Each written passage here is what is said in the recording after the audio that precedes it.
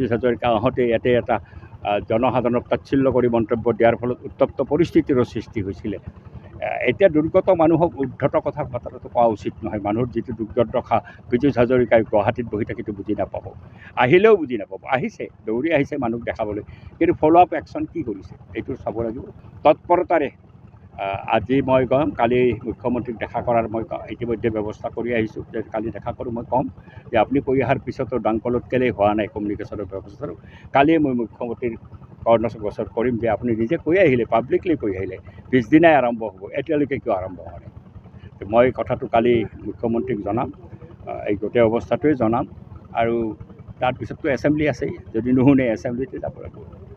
তেওঁলোকেতো গা ঢাকা দিব বিচাৰে, গোটেই ঘটনাবিলাক তেওঁলোকে হেঁচা মাৰি ধৰিবলৈ বিচাৰে, যেন ঘটনাই এই ধৰণেহে তেওঁলোকে ভূমিকা পালন কৰে। কিন্তু আমিতো চবকে দেখিছোঁ, সেইকাৰণেতো আমি ঘূৰি ফুৰিছোঁ যে আমি জানিব লাগিব। জানি লৈ পেলাই তেওঁলোকৰ এই ঘটনাবিলাক যিবিলাক ঘটিছে ইয়াক হেঁচা মাৰি ধৰি চোৱা বা কোনো ঘটনা বুলি এৰাই যোৱাৰ যিটো প্ৰৱণতা তেওঁলোকৰ মাজত আছে, এইটো জনবিৰোধী প্ৰৱণতা। এই প্ৰৱণতাৰ বিৰুদ্ধে আমি স্বচ্ছাৰে প্ৰতিবাদ সংগঠিত কৰিম।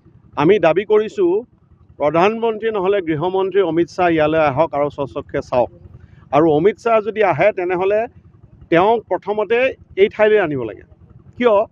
তেওঁ কৈছে যে অসমত বান সদৃশ পৰিস্থিতিহে হৈছে, অৰ্থাৎ বানপানী হোৱাই নাই সেইফালৰ পৰা। তেওঁ টুইট কৰিছে সেই বুলি।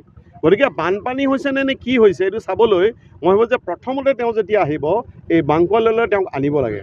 গতিকে তেওঁলোকে এইটোক ৰাষ্ট্ৰীয় সমস্যা হিচাপে ঘোষণা কৰাৰ যিটো গুৰুত্ব, এইটো আমি বেলেগে ব্যাখ্যা কৰিব নালাগে।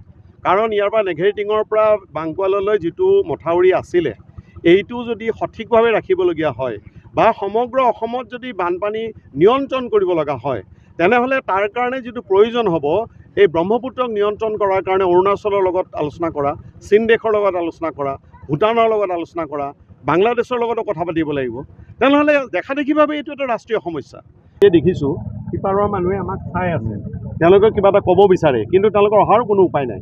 গতিকে আমি তাৎক্ষণিকভাৱে এটা সিদ্ধান্ত লৈছোঁ যে আমি আমাৰ দলৰ ফালৰ পৰা এই অঞ্চলৰ মানুহৰ যাতায়াতৰ কাৰণে অন্ততঃ এখন নাৱৰ ব্যৱস্থাটো আমি আজিয়ে কৰি দিম। মানে নাওখনটো আমি দিব নোৱাৰোঁ, স্থানীয় ৰাইজে দিব লাগিব। ইয়াৰ কাৰণে যিটো প্ৰয়োজনীয় খৰচ আমি দিম, এইটো আমি CPIMৰ অসম ৰাজ্যিক কমিটিৰ ফালৰ পৰা ইয়াতে সাংবাদিকৰ যে তেওঁলোকে কথাবোৰ কোৱা কথাটো ইয়াত ক'ব, ঠিকেই ক'ব, কিন্তু একেটা কথাকে কিন্তু তেওঁলোকে পাব্লিছ হ'বলৈ নিদিয়ে, হাউচত চব ব্লক কৰি দিয়ে।